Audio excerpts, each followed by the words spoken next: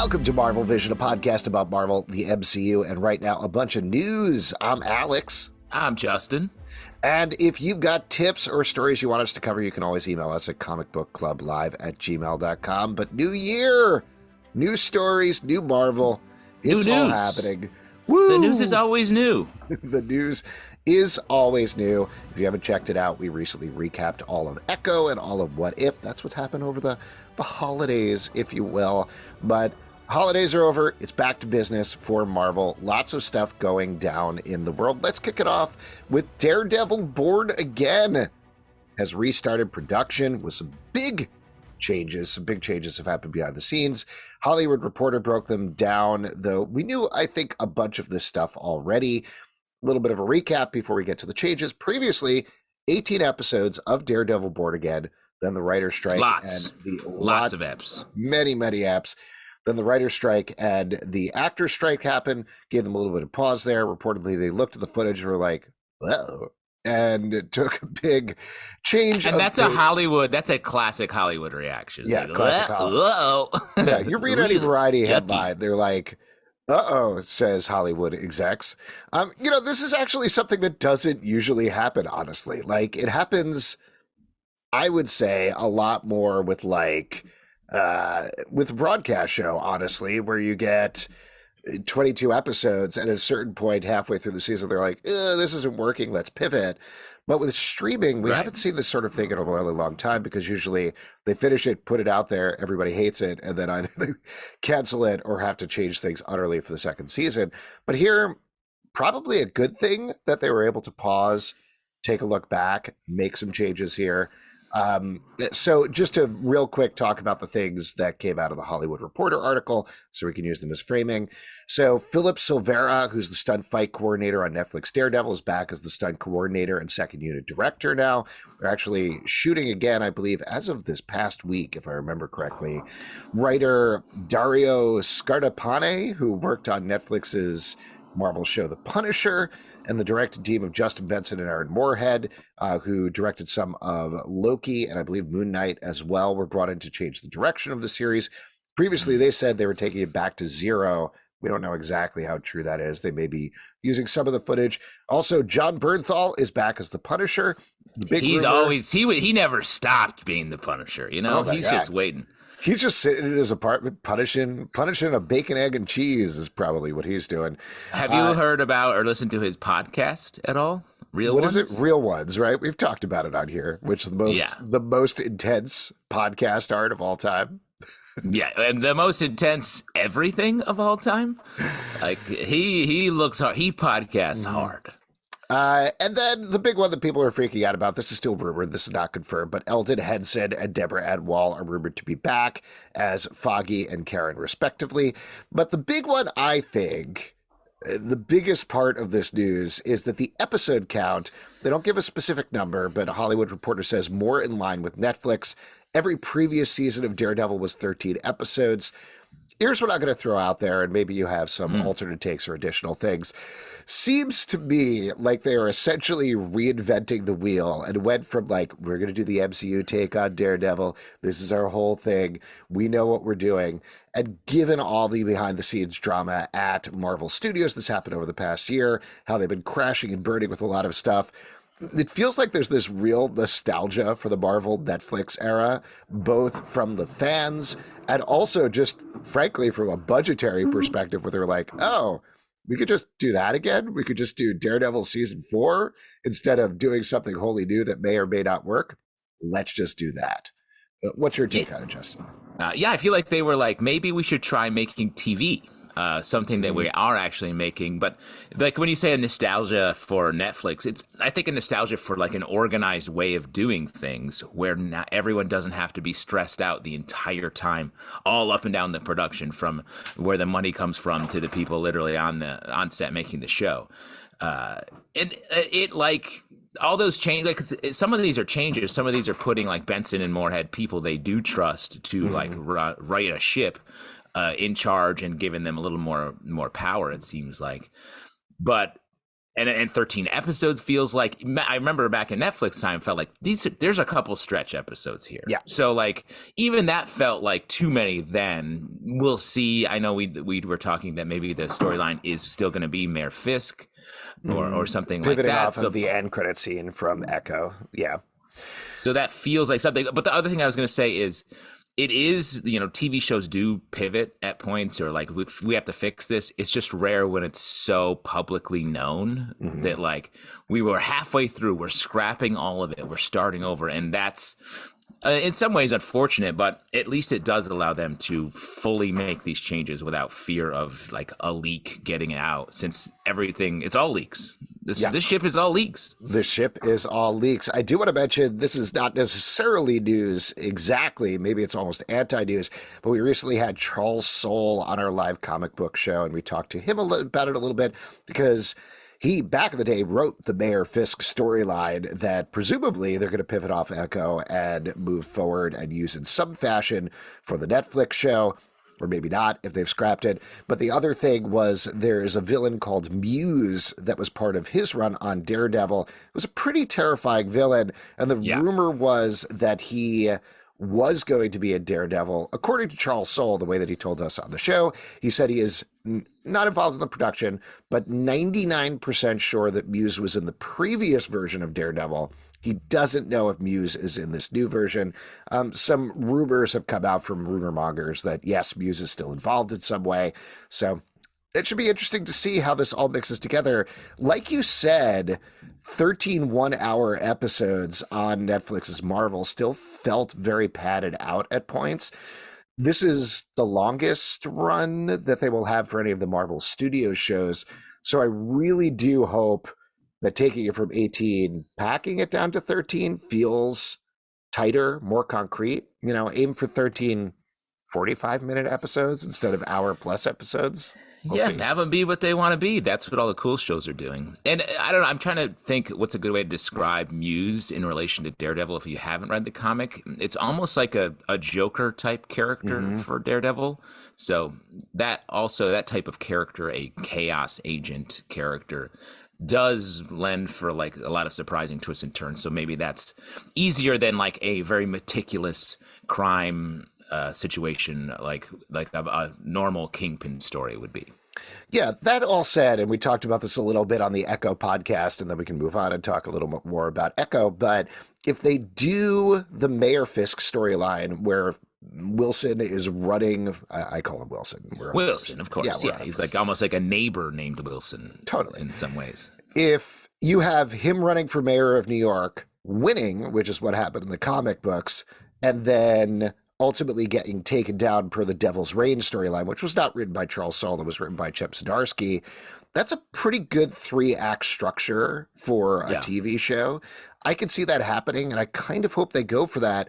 That also gives them room to throw in characters like Muse, like the Punisher, maybe have a real arc for Foggy and Karen, if that's what they want to do in there as well. What I'm most curious about is what they do with Daredevil. Like, how do you center Daredevil there? What is the emotional arc for him over the course of the season? Because so much was done in the first 3 seasons of the TV show.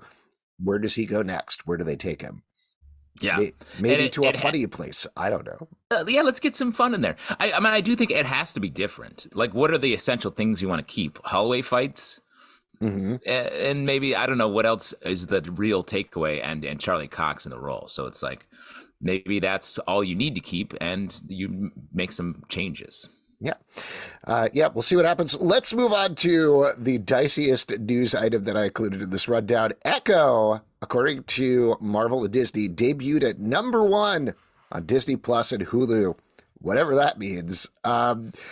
This sort of thing drives me insane when they say this. They're like, it was #1 compared to what? Like, what is your scale here?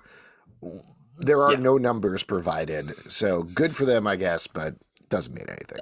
I mean, #1 on their service, I think probably all new things with any sort of like interest are #1 for some amount of time in some way that you can claim that. I also think the difference of them debuting it on Disney Plus and Hulu probably did make it genuinely a bigger deal than it was going to be before.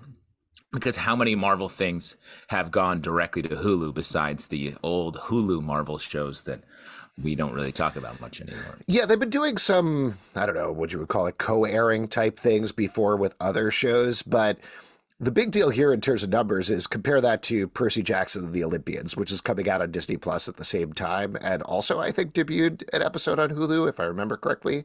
But they sent out press releases with the number of viewers that watched that show. They did not do that for Echo. So Yeah. 5 episodes debuting all at the same time. If they're measuring it on hours watched or whatever, or minutes watched, of course it's going to be at number one. The better thing that I think kind of points back to this Daredevil direction we're talking about is this was also in the THR article, but they said there was a little bit of a halo effect where Hawkeye, Punisher, and Daredevil all had a little bit of a bump on the services as well in terms of people watching them. Again, we don't know the numbers or anything like that, but that's what a streaming service wants, is they want people to watch something and then watch something else and keep watching those things. And this is totally anecdotally, but I certainly saw a lot of people in my feeds being like, oh man, really liked Echo, gonna go back and watch all of Daredevil now. So Yeah, and it makes sense. Like, you get that flavor, and it, for all the criticisms we have of that show, like, it did feel like the Marvel Netflix shows, and so it whet your appetite to go back and watch Daredevil, who has also happened to be in the show. So it's like, then let's be honest, those, I don't remember what happened in those shows, and I watched the shit out of them. Wait, I want to ask you a bigger question, though, that I was thinking about a little bit this morning in terms of the arc of the MCU. This is something we've talked about incessantly on the podcast, but like, and people have talked about incessantly online, but where do you think Echo lies in terms of writing that Marvel ship? Writing the ship, Yeah, or not. This feels like the last lifeboat coming off the ship that's gone down. They're like, you know what? Let's let this boat go. Let's let this boat try to get away or whatever. And they're like, oh, there's a couple leaks in this boat too. Hurry, paddle as fast as you can. I would disagree with that a little bit, and this is just not based on my reaction, but other people's reaction online. I think people were or fans, mind you, were really positive about Echo. There were some surprisingly good reviews from critics as well. I may disagree with all of that, but I do think people looked at it, like you're saying, as another Marvel Netflix show, and that seems to be what they're leading into going forward versus something we're going to talk about later on, like $225 million for a comedy show. They're going to cut down exponentially on those budgets. They're going to do leaner, meaner shows, more street level shows, because that's how you do TV, and that's how you make it work. You don't blow the budget every time. So given the surprisingly positive reaction to Echo, I think it has given them a path forward. Whether that's the only path they'll take, we'll see. But I don't know. I could see them going back 10 years and just doing what Marvel TV did again, and that's what we get for the next couple of years. It's just so crazy to me because their whole thing was like, we're doing it our way. Marvel Netflix, sure, that was a thing, but now it's different. Now we're doing it like MCU style, and now they're like, we're going to do that Netflix thing. The Netflix is successful. We're going to do that one. Yeah, No. the whole MCU, I mean, if you look at it as like almost a bell curve of them being like, forget what Fox was doing, forget what Marvel Netflix is doing, we're doing the MCU. And then 10 years later, they're like, great news, Marvel Netflix is back. We're bringing back the X-Men and all the characters you love there. Yeah. Here we go. It's great. It's a healthy thing for us to think. And I'm sure our opinions are going to just be consistent throughout. Exactly.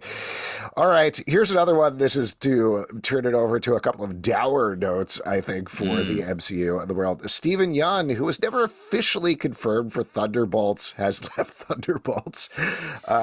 It's kind of funny that they're like, nope, never announced the casting, but we are announcing his exit. So there you go. Yeah, that's fun. I mean, it happened right before the Emmys, I believe, and he won the Emmy. So it's like, then beef crushed. So I feel like he's like, you know what? This feels like something I would rather not do. That's the official story is scheduling because they've had to push Thunderbolts back so far. I think at this point it was supposed to have completed filming. It hasn't even started it at this point and is ostensibly scheduled for 2025, but I don't think it's going to make that date. At this point, I wonder if this movie is ever going to happen. What do you think, Justin? I mean, they have the cast is everyone likes the cast. I feel like for all of these characters, it does feel like this is part of a larger Marvel, the larger MCU plan that is in flux right now. So they could transition, but of all of the movies and the plans in place, this feels the furthest down the pipe when it comes to they've set it all up. And also can be fun. They could make it a little bit differently and try to do putting some of these new ways of making movies in practice here and have it be a fun movie. Yeah. So I think it's going to come. We'll see. I'm a little iffier than you, just again, based on like production schedules continually pushing it back. You got David Harbour as Red Guardian in it. He's shooting Stranger Things 5 right now, which 100% is going to be the priority. So they could do it by the end of the year, but you got a lot of very busy people. And to the Steven Yeun point, we talked about this before, but not even the rumor. I think this was Robert Kirkman accidentally or purposefully confirmed that he was playing the Sentry in the movie. So they got to get somebody else there. They got to get somebody else of Steven Yeun's caliber and talent. You've got other busy people like Florence Pugh is all over the place and doing a ton of stuff. So we'll see. I could see this getting pushed back a year and then very quietly dropping off the schedule. Or to your point, they're somehow pushing forward with it and it happening. So we'll see. They're going to need to announce a lot of other things to then let this quietly exit if they want to do that. Yeah. We'll see. Another one that is unlikely to happen, She-Hulk Season 2. This was during some sort of live Twitch gaming stream thing where Tatiana Maslany was on, and she was asked about She-Hulk Season 2, and she said, this is a quote from Gizmodo, where they transcribed it from the stream. I don't think so. I think we blew our budget, and Disney was like, no thanks.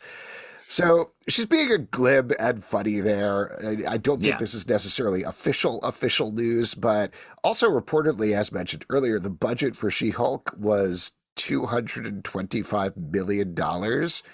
So I can see that being true. I mean, if that's true, that's so much for something that just didn't really hit. It's crazy.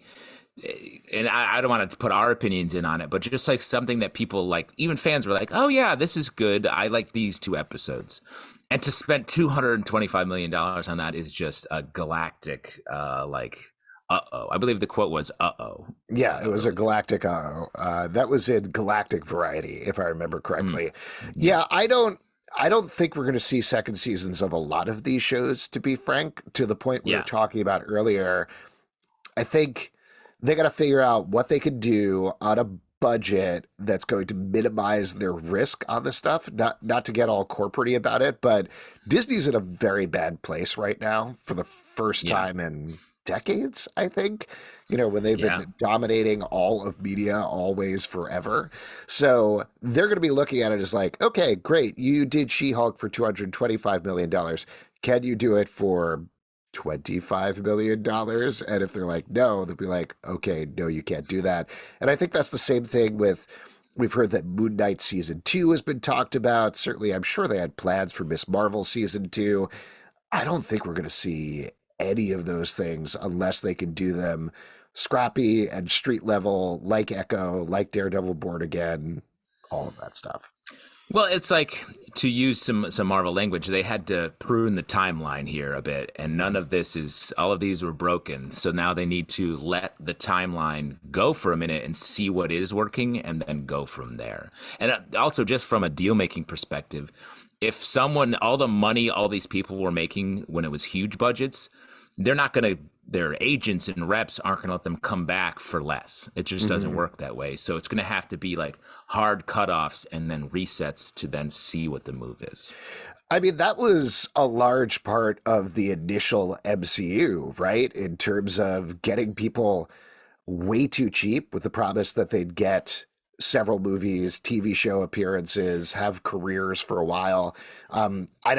I don't think it was good business practice. It was not nice. They were certainly cheating people out of a lot of money, but it led to a place where eventually Robert Downey Jr. was the one getting, I don't know, it was like $35 million to star in 3 movies or something like that.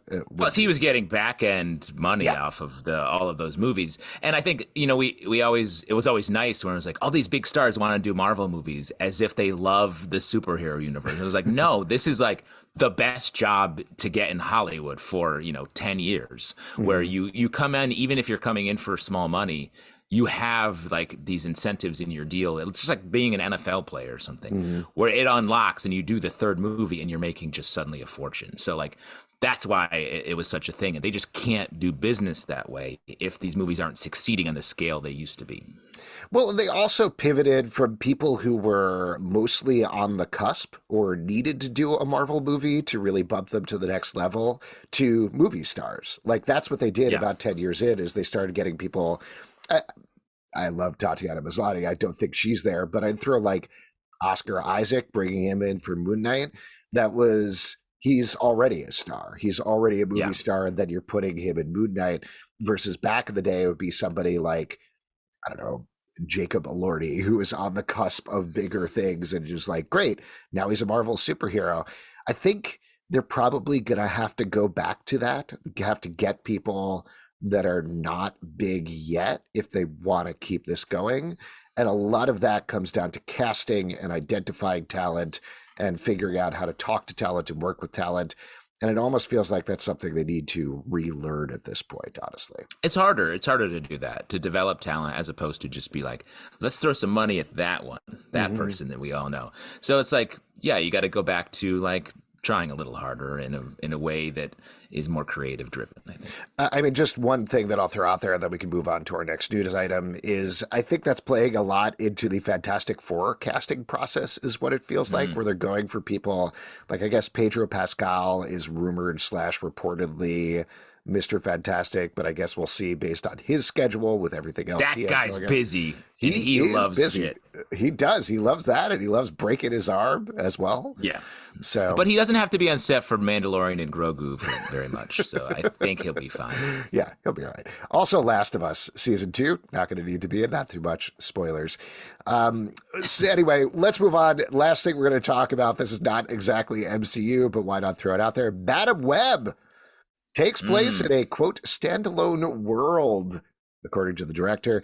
Specifically, the quote is, "She's definitely in a standalone world. I was able to just have free reign and let the movie be what it needed to be, as opposed to trying to force it into something else. That was a gift in a way, to be able to take something and bring a fresh and I hope original take to it." That's from a EW feature that also talked to Dakota Johnson. The other thing that they mentioned was that the movie is set in 2003, everybody's favorite year. I love that year. Oh my God. Great, really fresh. Yeah, a period piece. It's a period piece. Yeah, exactly. That's what it feels like to grow up, I guess, is where you're like, oh, this was set when I was already this age, it feels like. But this, I think this is good news. I actually think this helps some of the things I've been talking about with this movie, where like it does feel like they can be a little bit weirder with it and make it something different. We don't have to follow all the like, okay, well, we're setting up these 2 Spider-Woman movies and this Madam Web spinoff, whatever. It feels like this may be just like a fun standalone movie. Yeah, I will believe it when I see it, is the only thing, because like I've said on previous podcasts, I don't trust Sony to be like, yeah, it's cool, do whatever you're But doing. they make your TV, maybe. To make my TV. And my Walkman. Yeah, you love that Walkman. You Speaking still of carry it around. 2003 and period pieces, Yeah. I like this too. Like, if this actually is something where they're like, let's just put it on the table and do a wild Madam Web movie, great. Just have fun doing that. Don't worry about sequels. But again, I don't trust a movie where they're dealing with the web of life and introducing 3 Spider-Womans, including Madam Web and an evil Spider-Man, to be like, yeah, it's just its own thing. Don't worry about it. Let me say this. I bet we get the post-credit scene will set up one of them. Say like Sydney Sweeney is set up as they're going to have another movie. Or they're teasing another movie with her. Great. The That's current enough. rumor, actually, that came out, I think today as we're taping, is there's no post-credit scenes, which also sounds wild. But Why would they do that? That's I not. don't know. Yeah, that's not going to happen. Gonna make everybody sit for another minute or two and have an awkward conversation with the person next to them? Yuck. Nobody wants that. Yeah. Well, they do want to support our podcast, though, at patreon.com/comic book club. Also do a live show every Tuesday night at 7 p.m. to Facebook and YouTube. Come hang out. We would love to chat with you about the whole Marvel universe. Apple, Spotify, Android, or the app of your choice, but not Google Podcasts. That is going away at the end of March. So if you're subscribed on Google Podcasts, please subscribe somewhere else, or you can very easily transfer over to YouTube Music for some reason. I didn't set it up. I don't know why they're doing that. Anyway, at Comic Book Live on Twitter/X, Comic Book Club Live on Instagram and TikTok, comicbookclublive.com. For this podcast and many more, until next time, stay marvelous. Now that the mics are off, I can say it's crazy that our podcast budget of $225 million is the same as She-Hulk. I wish we hadn't CGI'd you.